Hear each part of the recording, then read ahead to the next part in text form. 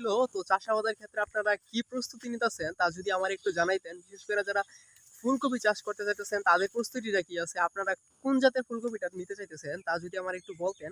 I mean আমি আপনাদেরকে কিছু সাজেশন দিতে চাইতেছি ফুলকপির ক্ষেত্রে। তো ফুলকপির ক্ষেত্রে আমি বেস্ট ২ টা জাত বলবো মাত্র।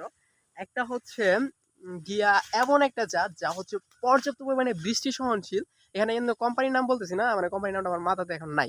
শুধু বলতেছি যে এটা নামটা যেটা আরকি মানে হাই রেকমেন্ডেড এবং কৃষকের সর্বোচ্চ রিভিউ প্রাপ্ত ফুলকপি দুইটা, যেটা হচ্ছে আগামের জন্য মানে এখন যেটা বেশি বৃষ্টি পড়তেছে এই সিজনে লাগানোর জন্য সেই জাত দুইটা নিয়ে আপনাদের কথা বলবো। প্রথম জাতটা হচ্ছে আইস বল। এটা হচ্ছে বেশ বড় সড়ো, অনেক সাদা ধবধবে।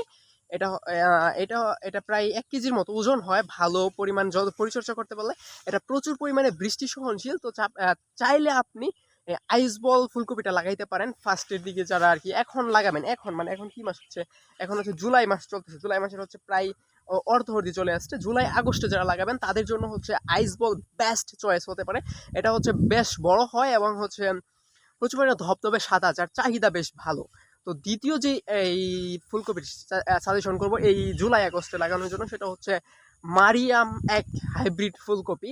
এটা এটা কেন সাজেস্ট করলাম, এটা হচ্ছে বর্ষাকালে ফুলকপিতে একটা কালো রঙের দাগ তৈরি হয়, বাট এই ফুলকপিটা কখনো কালো রঙের দাগ তৈরি হয় না বললেই চলে। কালো রঙের যে দাগটা আছে, এটা রোগের নামটা আমি ভুলে গেছি, মানে এই রোগটা প্রতিরোধী এই মারিয়াম এক হাইব্রিড ফুলকপি। তো আপনারা চাইলে এই ২টা ফুলকপি নিতে পারেন। হয়তো আপনার উপজেলা পর্যায়ে পাবেন না, তো আপনাদেরকে অনলাইন থেকে নিতে হবে। অনলাইনের ক্ষেত্রে আপনারা দেখে নিন মানে কোন পেজগুলো থেকে এগুলো পাওয়া যায়। তো এখান থেকে আপনারা কালেক্ট করে এটা লাগানোর চেষ্টা করবেন। অবভিয়াসলি চারার বয়স ১৫ থেকে ২০ দিন হলে পরে লাগাবেন। আর চেষ্টা করবেন একটু শক্তপোক্ত কইরা চারা লাগাইতে, মানে পাতলা কইরা চারাগুলা উৎপাদন করবেন। মানে পলিথিন যে গড়গুলো আছে এটার ভিতরে চারা উৎপাদন করবেন, একটু পাতলা পাতলা চারা থাকবে, তারপরে আপনি হচ্ছে এটা লাগাই দিবেন। দূরত্ব কত কত দিবেন প্যাকেটের গায়ে লেখা থাকবো, আপনারা দেখে নিন। আমি আপনাদেরকে বলতে চাই না, কারণ এক এক এলাকায় এক এক রকম হয়, মানে মাটির উর্বরতার উপর নির্ভর করে। আমার এলাকায় হচ্ছে আমি ১ হাত বাই ১ হাত দিই, কারণ আমার এখানে উর্বরতা কম। আপনার এলাকায় পেলে আরও বেশি লাগবে। তো আপনি চাইলে আপনার এলাকার উর্বরতা অনুযায়ী দূরত্ব দিবেন। আর যেটা হচ্ছে দেওয়া থাকে ওই দূরত্ব ধরে দেওয়া বেটার, কারণ আমি এখন মনে নাই কি নদী কি দেওয়া ছিল। তো ভিডিও করতে আইসি কেন, আসলে ভিডিও হচ্ছে আপনাদেরকে জাত বলার দরকার ছিল, আমি জাত ২টা সিলেক্ট করে দিলাম। আপনারা এই ২টা থেকে যে কোনো একটা লাগাইতে পারেন, অথবা ২টাই দিয়ে লাগাইতে পারেন। Thanks for watching this video.